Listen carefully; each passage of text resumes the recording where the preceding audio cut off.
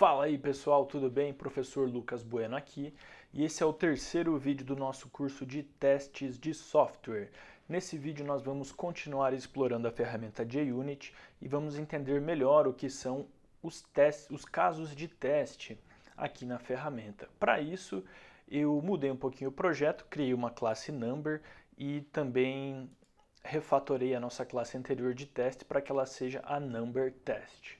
Tá certo? Então vamos lá.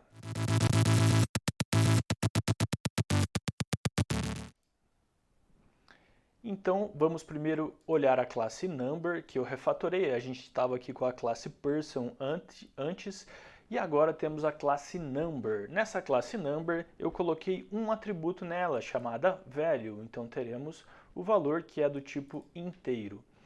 Temos o construtor que recebe o valor, inicializamos o valor então através do construtor. E aí na sequência temos dois métodos públicos que retornam boolean. O primeiro é para a gente verificar se o número é par, então ele se chama isEven, então ele retorna um verdadeiro ou falso, se for par retorna verdadeiro, se for ímpar retorna falso. Então a gente verifica aqui, se o resto da divisão do valor por 12 for igual a zero, a gente retorna verdadeiro, senão a gente retorna falso. E aí no método para verificar se é ímpar, a gente faz o contrário do isEven. Então, se não é par, a gente retorna true. Se é par, então a gente retorna falso, já que aqui a gente está vendo se ele é ímpar. A gente utiliza o isEven aqui dentro, então.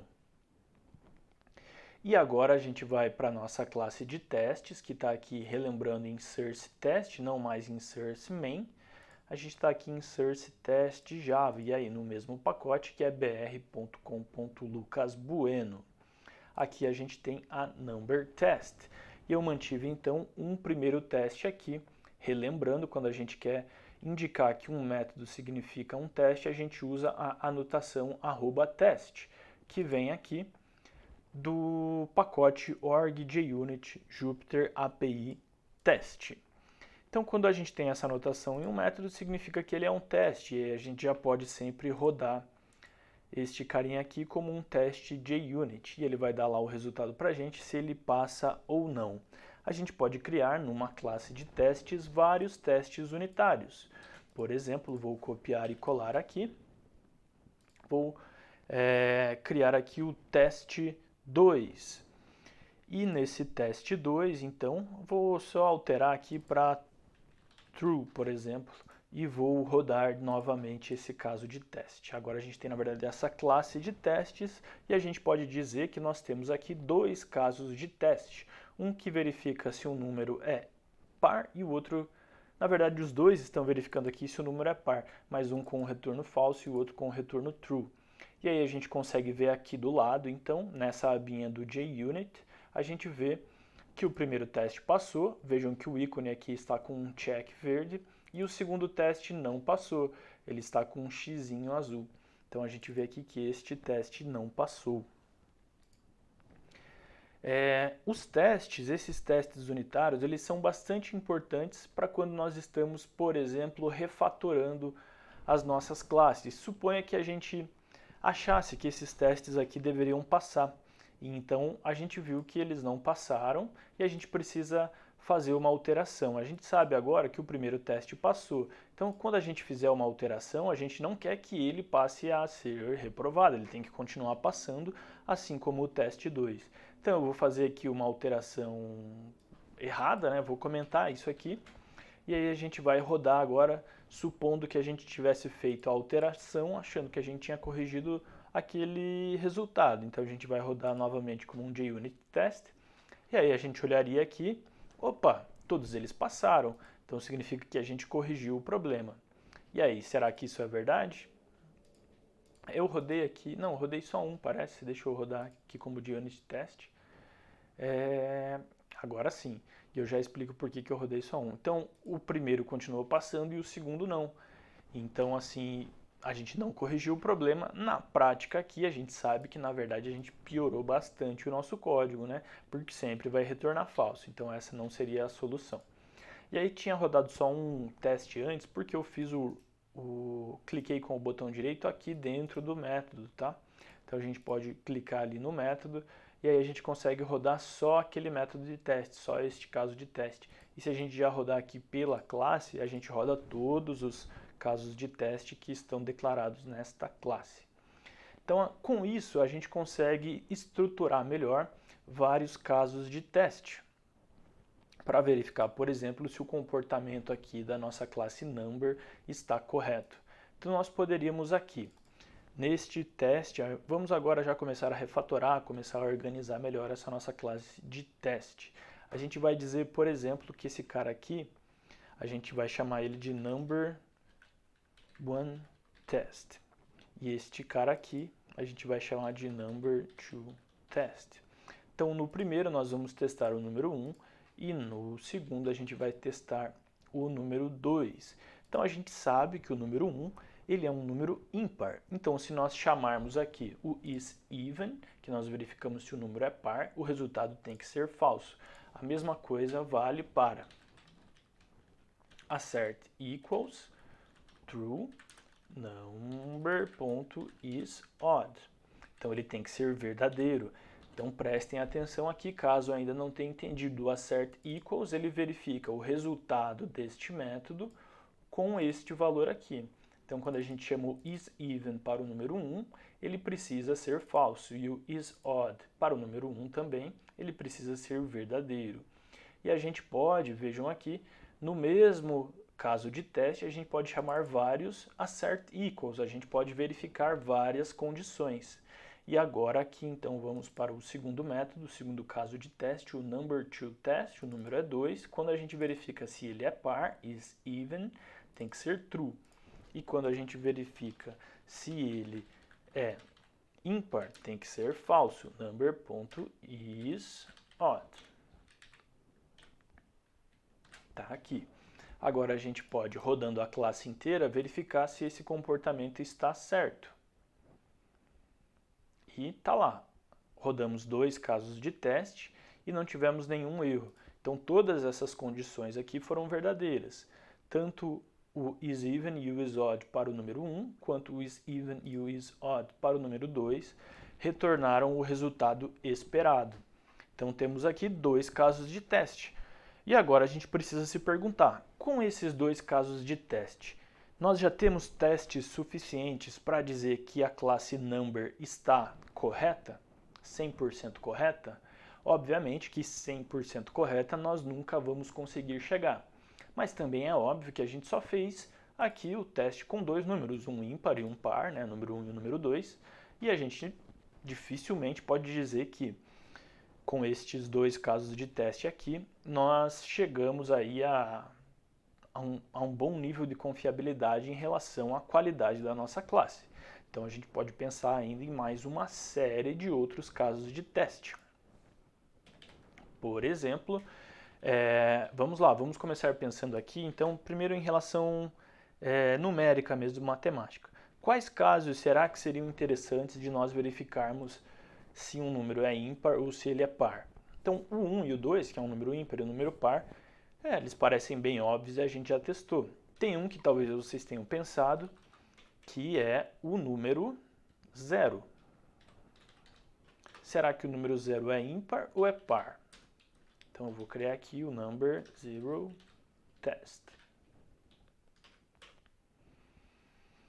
Vou criar este número aqui.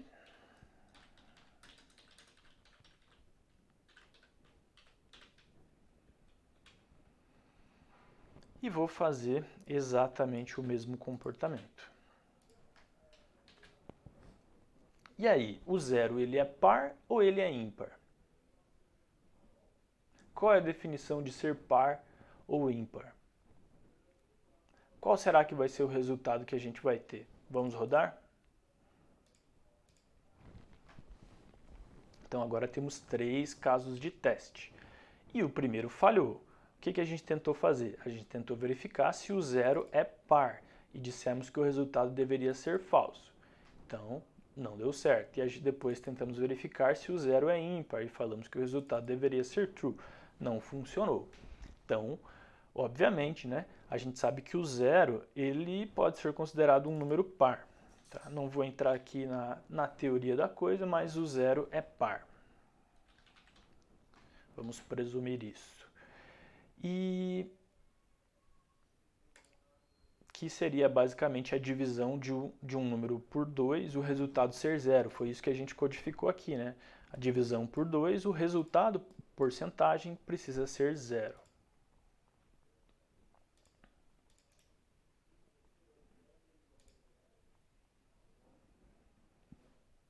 A sobra precisa ser zero, né?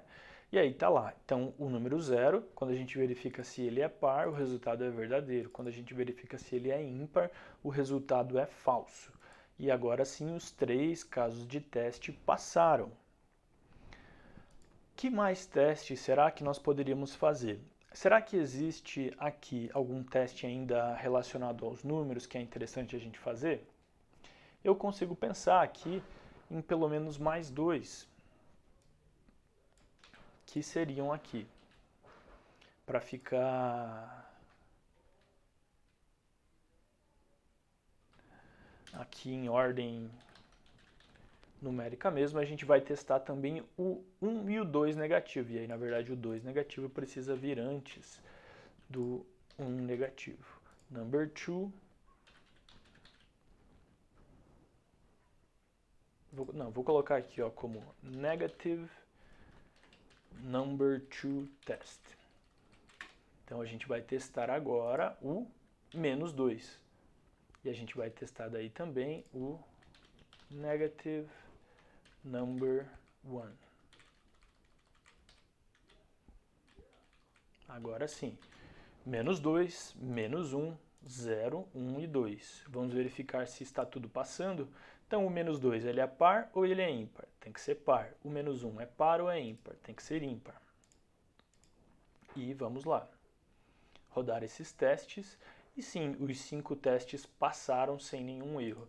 A gente pode ver eles aqui. Quando a gente clica 2 vezes, a gente vai até o teste, por exemplo, que pode ser útil na medida em que a nossa classe aqui comece a aumentar em relação à quantidade de casos de testes que nós temos. Tá ok? O que mais que nós poderíamos testar aqui será? Em relação à matemática, com certeza a gente poderia testar todos os números. Será que poderia mesmo? Não, né? É meio impossível testar todos os números. Então, vamos nos contentar com estes testes aqui. Testamos negativo, 0 e também números positivos, tanto um ímpar quanto um par. E agora em relação à nossa estrutura de dados aqui. O que a gente poderia testar será? Eu diria para vocês, aqui nesse caso a gente está com o valor int, não como uma classe, certo? Então a gente não poderia fazer o seguinte teste, que seria interessante também. Void null number test. Então a gente não consegue aqui criar, por exemplo, um número sem inicializar o valor, já que a gente não tem aqui o construtor vazio. E como a gente está trabalhando com um tipo primitivo aqui, a gente também não pode passar o valor nulo aqui. Então a gente não tem como criar um objeto da classe number desse jeito. De certa forma, a nossa classe aqui ela já está bastante daí confiável em relação a essa questão de não ter inicialização do valor. A gente precisa passar um valor, ele precisa ser do tipo primitivo aqui.